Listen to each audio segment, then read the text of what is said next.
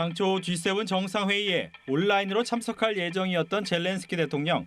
갑자기 G7 정상회의장에 직접 참석하기로 하면서 전 세계 언론이 높은 관심을 보였습니다. 그가 아시아를 방문한 건 전쟁 발발 후 처음. 게다가 마크롱 프랑스 대통령이 제공한 군용기를 타고 등장한 것 역시 그를 G7의 주인공으로 만들어줬습니다. 그가 G7 정상회의에 공을 들인 이유는 지금의 판도를 바꿀 최고의 기회였기 때문입니다.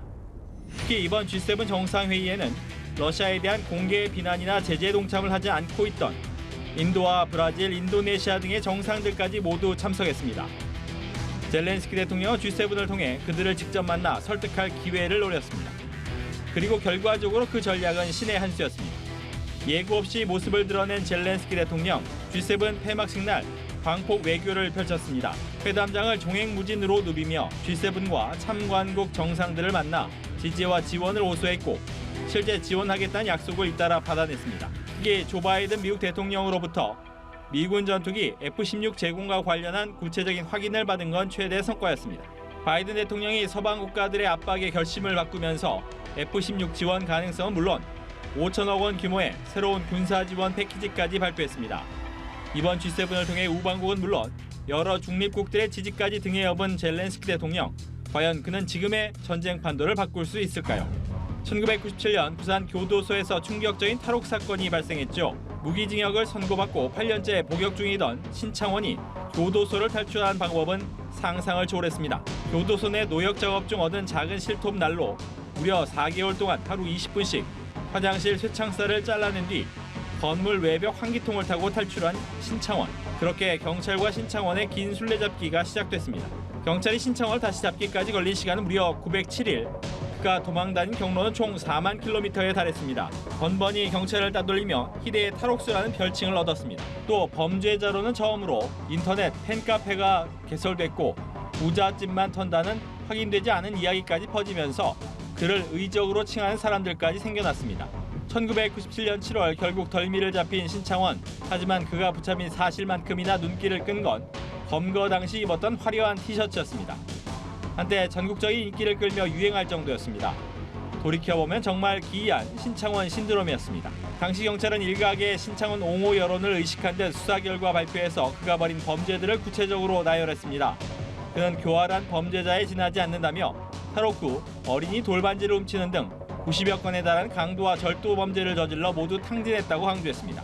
이후 22년 6개월의 형을 추가로 선고받고 수감 생활을 해온 신창원. 그는 지난 2011년 8월 극단적 선택을 시도하며 또 한 번 눈길을 끌었습니다. 당시 부친 사망 소식을 듣고 충격을 받은 것으로 조사됐습니다. 그리고 최근 교도소 안에서 또 한 번 극단적 선택을 시도해 병원으로 이송된 신창원. 생명엔 지장이 없는 것으로 알려졌습니다. 나는 사형도 부족한 중죄를 지은 죄인이다. 조용히 속죄하며 인생을 마무리하고 싶다. 신창원 3년 전 옥중 편지에서 조용히 속죄하며 살겠다는 의지를 드러내기도 했습니다. 같은 처지에 있는 재소자들의 심리 상담을 해주고 싶다며 심리학을 공부 중이라고 밝혔습니다. 하지만 두 번째 극단적 선택 소식으로 또 한 번 시선을 끈 신창원.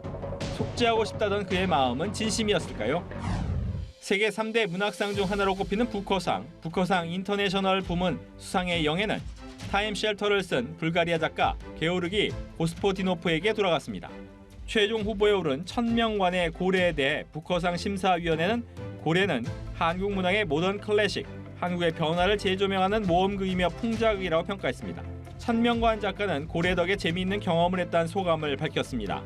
그러면서 굉장히 한국적인 이야기인데 외국 독자들이 한국 독자들과 비슷하게 느끼는 것이 재미있었다고 이야기했습니다.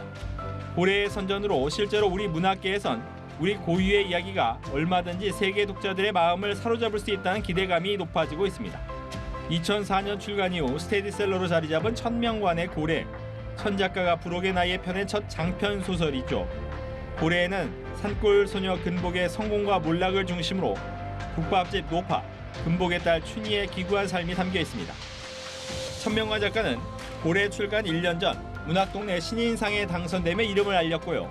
그전까지는 충무로 영화사에서 일했다고 합니다. 최근엔 영화 뜨거운 피를 만들며 감독으로 데뷔하기도 했습니다. 한국 문학에 대한 세계의 관심 나날이 높아지고 있습니다. 지난해 정보라 작가의 저주토끼도 부커상 최종 후보에 올랐었고 2016년에는 한강 작가의 채식주의자가 맨 부커상을 받았습니다. 천명관 작가의 고래는 영국 런던 내 서점에서 품절 사태를 빚기도 했다고 합니다. 수상이 불발된 건 아쉬운 일이긴 하지만 우리 이야기가 세계에서 널리 읽힌다는 그 자체로도 반가운 소식이 아닐까요? 지금까지 주간 뉴스메이커였습니다.